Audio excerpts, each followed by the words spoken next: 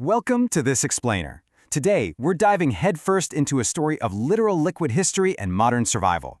We're looking at Britain's oldest brewer, Shepherd Neame, and peeling back the curtain on how a company whose roots stretch all the way back to the Middle Ages is facing down the ultimate modern economic test. Honestly, it's a total masterclass in business resilience. Let's get into it. Here is our roadmap for today. We'll start with Britain's oldest brewer, move on to the taste of history, explore their modern pub empire, dive into navigating economic headwinds, and wrap up with brewing for the future. Section 1.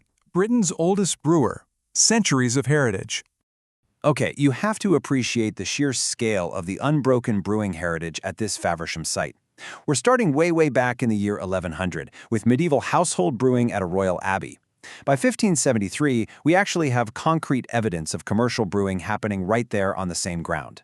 But the official Shepherd Neame story, the one we know today, kicks off in 1698 when a young entrepreneur named Captain Richard Marsh bought the whole operation outright.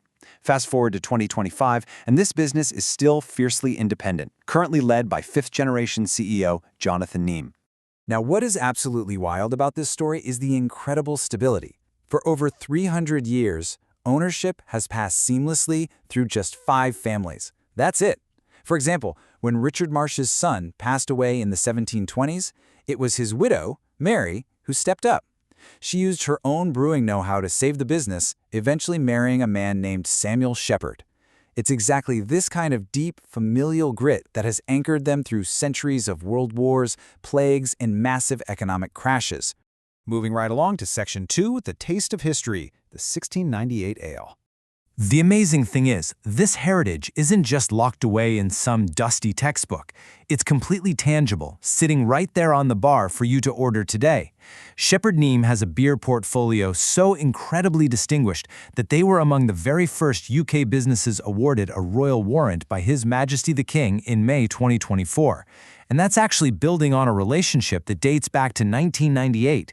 When you're operating in a crowded market, that level of historical provenance is a massive competitive edge.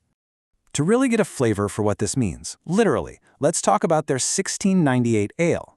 It was originally brewed for their tercentenary, and it basically makes their history taste real. It uses this intense, thrice-hopped brewing process that brings out these incredibly rich notes of licorice, Marsala wine, caramel, and spicy orange.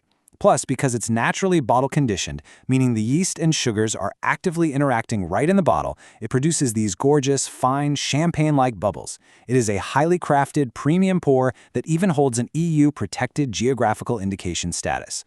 All right, Section 3. A modern pub empire. Scale and scope. Today, their operation is an absolute powerhouse. It spans an impressive 286 unique pubs and hotels. We are definitely not just talking about a quaint local setup here. Their empire stretches from the bustling, historic heart of central London all the way down to the breezy Kent coastline.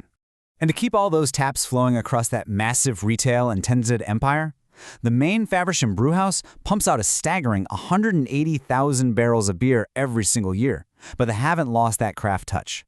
They maintain a dedicated 15-barrel small batch brewery right on site, specifically to experiment with limited edition cask and keg ales. It perfectly tethers their massive scale to craft innovation.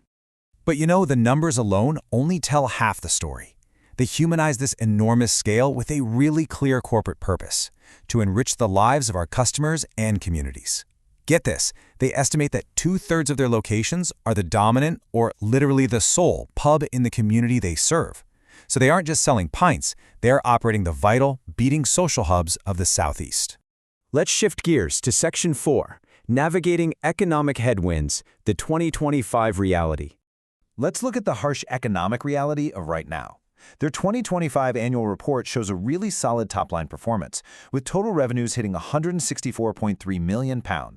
Consumer demand actually stayed quite strong, fueled by a great summer and a record-breaking Christmas. However, if you look closer, underlying profit before tax dipped slightly to £7.6 million. Now, they're generating good cash flow and maintaining strong net assets per share at £12.29. But that profit dip, that tells the real story of an industry under intense external pressure. Here is where the plot thickens.